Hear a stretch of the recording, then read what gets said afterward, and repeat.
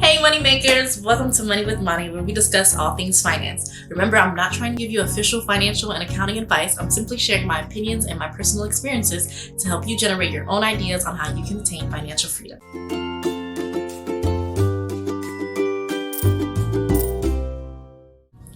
Today we're going to be talking about home buying. I'm a huge advocate of purchasing property, and I wanted to share my experience on how I bought my first one. Now, I say first property because, God willing, I will be the proud owner of multiple properties. About the third year into living into this home, my landlord asked me, hey, what are your plans? I know you're graduating. Are you planning on living in the city? Are you renewing your lease? Like, what's going to happen? And I told her I wasn't sure about what I was going to do, but I know that I was kind of interested in doing some real estate investing, and I was just looking for another job at this point, but hopefully within the same city. So she expressed to me that she'd be willing to sell the property to me and offer me $3,000 to help with closing costs as long as I didn't get a real estate agent.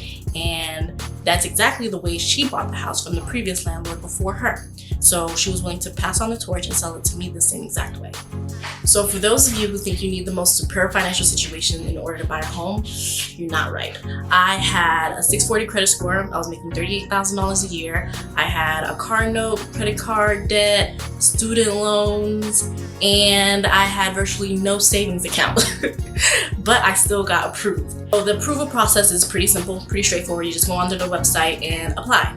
I ended up going with Capital City Bank because I knew they had a first-time home buyer assistance program that I wanted to sign up for because, like I said, I had no money saved, and they were willing to give me $7,500 to help me out with the closing costs. Closing costs are basically you sign up for the mortgage and you get this big old loan, whatever, $150,000 loan, but at the day of closing, there's still an upfront fee like down payment and all that stuff that you have to put in order to close on the entire thing. So there's some money that you have to put down, and Citibank was offering me $7,500 and my landlord was offering me $3,000, and my total closing cost came up to $10,700. So I only came out of pocket $200 for this whole thing. Now, while everything was getting approved, I did write a $1,000 check to hold the property, as in it's called a good faith deposit.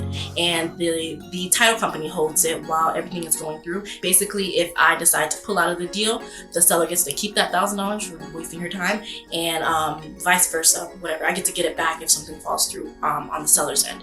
I got the money back on the day of closing because I went through with the whole thing. And so technically, $7,500, like I said, $3,000 from the seller, the closing costs altogether was like $10,700 something. I only paid $200, guys. $200 for an entire house. My advice, talk to people. There's so many people around you that have stories that you wouldn't even believe. Ask them about their home buying process. Ask them, I didn't know what a good faith deposit was until I talked to a coworker. I didn't know that the first time home buyer program existed until I talked to a coworker. Like, open up, don't of course let everybody know what you're going through and put your business out there. However, you can let people know that you're buying a home. You'll be surprised to find the kind of advice you receive from different people.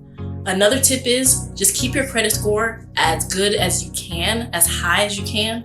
For me, having that 640 credit score, even if it went up a little bit, I was still in that same range in which I would have gotten the interest rate that would have gotten. But of course, if I was like 740, I probably would have got a better interest rate. So, which is why I'm refinancing now that my finances look way better than they did 2 years ago. And I would also say, don't rush. I knew this house inside and out because I'd already been living in this house for 3 years. So buying it was a no-brainer, and it was so cheap. The deal just made sense. Okay, but if you're out there looking for your first home, don't look for something in order to keep up with the Joneses and make yourself look like you're something that you're not. Take your time and find the house that's best for you financially and for yourself and for your family.